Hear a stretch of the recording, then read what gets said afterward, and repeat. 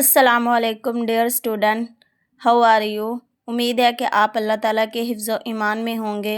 तो dear student, हमने introduction to statical theory part 2 start किया था।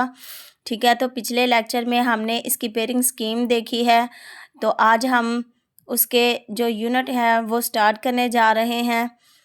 तो हम इसका सबसे पहला जो यूनिट है वो स्टार्ट करते हैं। डियर स्टूडेंट, ये इसका जो पहला यूनिट है जो यूनिट नंबर 14, इसका जो नाम है वो हमारे पास है सर्वे सैम्पलिंग एंड सैम्पलिंग डिस्ट्रीब्यूशंस।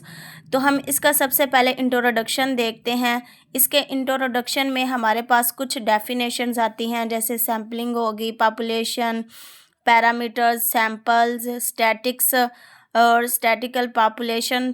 तो डियर स्टूडेंट, जब हम पेपर पैटर्न को देखते हैं तो पेपर में बाज़ औक़ात पहला जो क्वेश्चन है उसमें ये छोटी छोटी डेफिनेशनें दे देता है पार्ट्स की सूरत में, और उनके दो दो तीन तीन नंबर्स रख देते हैं। तो डियर स्टूडेंट, सबसे पहले हम इन छोटी छोटी डेफिनेशंस को देखते हैं, देन हम आगे प्रोसीड करते हैं। डियर स्टूडेंट, अगर हम इस चैप्टर की जो रिव्यू एक्सरसाइज है उसको देखें तो जो 14.1 है उसका जो हमारे पास क्वेश्चन है वो हमें उन्होंने बोला है कि आपने इनकी डेफिनेशंस लिखनी है। पॉपुलेशन की, सैंपल की, सैम्पलिंग फ्रेम की, पैरामीटर्स की, स्टैटिक्स की। तो ये जो डेफिनेशन है ये इस चैप्टर के इंट्रोडक्शन में भी गिवन है। तो हम उनको स्टार्ट करते हैं, साथ ही हमारा ये जो क्वेश्चन है वो भी अटेम्प्ट हो जाता है। तो स्टूडेंट, हम इसको स्टार्ट करते हैं।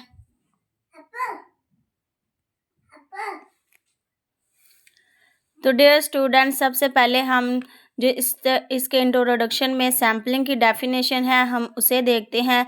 ये 14.1 का बी पार्ट भी है। बी पार्ट में इसकी डेफिनेशन पूछी गई है, तो हम उसकी डेफिनेशन के बारे में डिस्कस करते हैं कि सैम्पलिंग क्या है। Sampling is a statistical technique which is used in almost every field in order to collect information, and on the basis of this information inference about the characteristic of the population are made। ये हमारे पास sampling की definition है। इसी के साथ हमारे पास जो इसकी दूसरी डेफिनेशन है वो कुछ इस तरह बनती है कि the procedure of drawing as a sample from the population is called sampling. कि जो हमारे पास पॉपुलेशन में सैम्पल्स दिए होते हैं, जब हम उसको ड्रा करते हैं तो वो जो ड्रा करने वाला प्रोसीजर होता है वो हमारे पास सैम्पलिंग कहलाता है। तो डियर स्टूडेंट, उसके बाद उन्होंने हमसे जो ए पार्ट है उसमें हमसे उन्होंने पॉपुलेशन की डेफिनेशन पूछी है।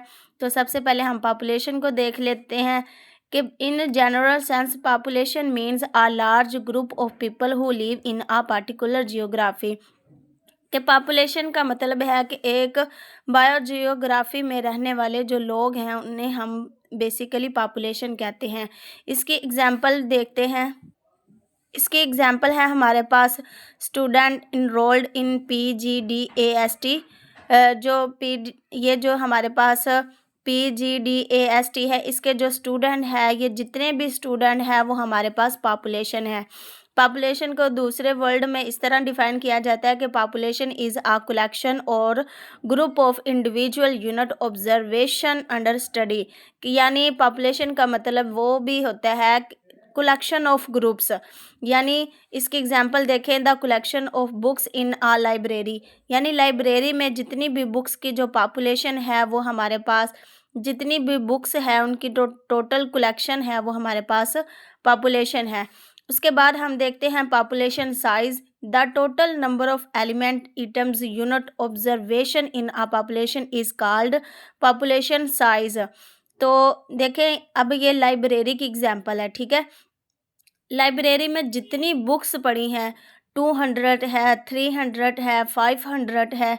तो ये जितनी हमारे पास टोटल इसकी अमाउंट होगी वो हमारे पास पॉपुलेशन साइज़ होगा।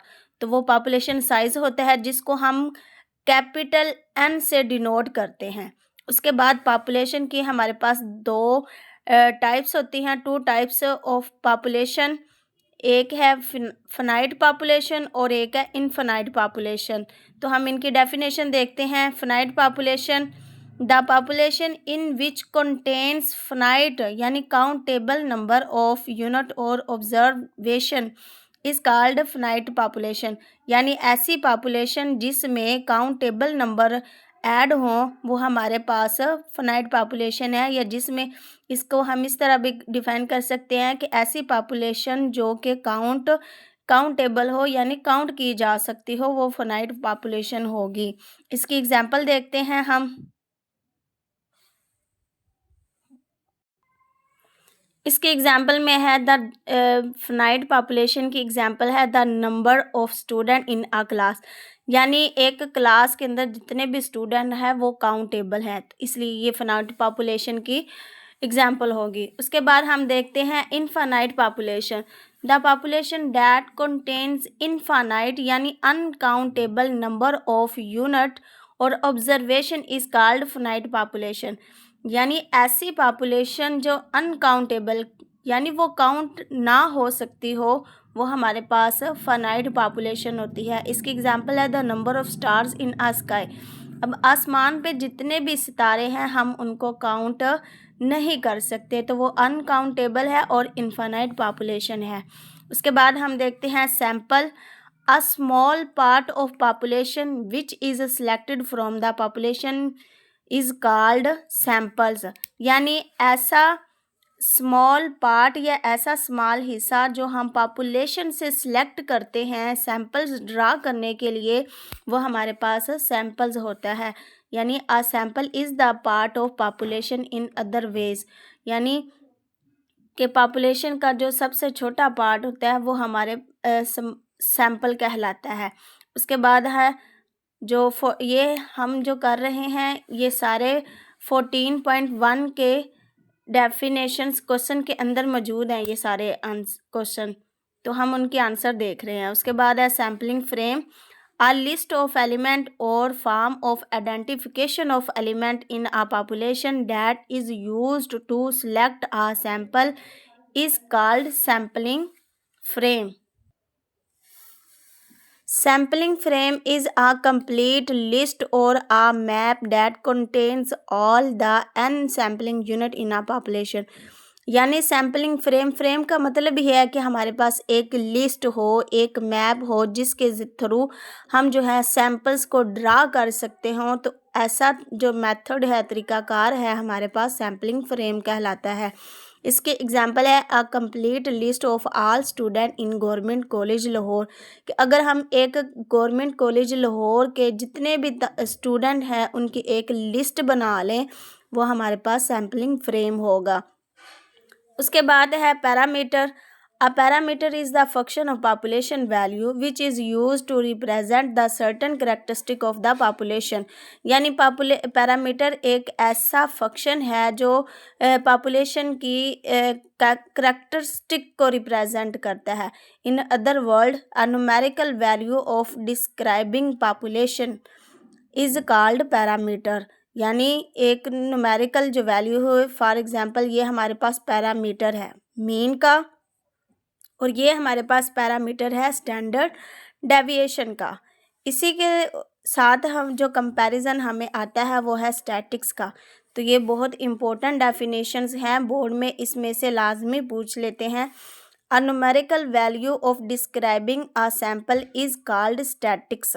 यानी ऐसी वैल्यू जो सैंपल से निकलती हो वो स्टैटिक्स होगी, और ऐसी वैल्यू जो पॉपुलेशन से डिस्क्राइब होती है वो पैरामीटर होती है।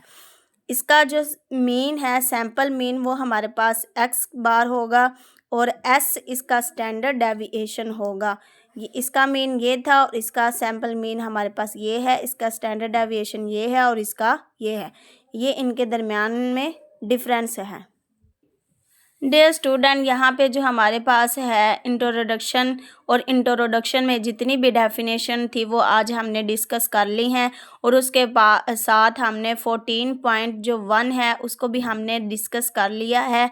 होप्स कि आप ये जो डेफिनेशन है वो इजीली नोट भी कर सकते हैं, अंडरस्टैंड भी कर सकते हैं, और इसको पेपर की तैयारी के लिए इस्तेमाल भी कर सकते हैं। तो डियर स्टूडेंट, आज का लेक्चर हमारा यहाँ पे वाइंड अप होता है। तो डियर स्टूडेंट, अगर आपको ये वीडियो अच्छी लगी हो तो प्लीज़ सब्सक्राइब करते जाएं और अच्छा सा कमेंट देते जाएं। तो हम मिलते हैं नेक्स्ट वीडियो में। तब तक अपना बहुत सारा ख्याल रखें, दुआओं में याद रखिएगा। अल्लाह हाफिज़।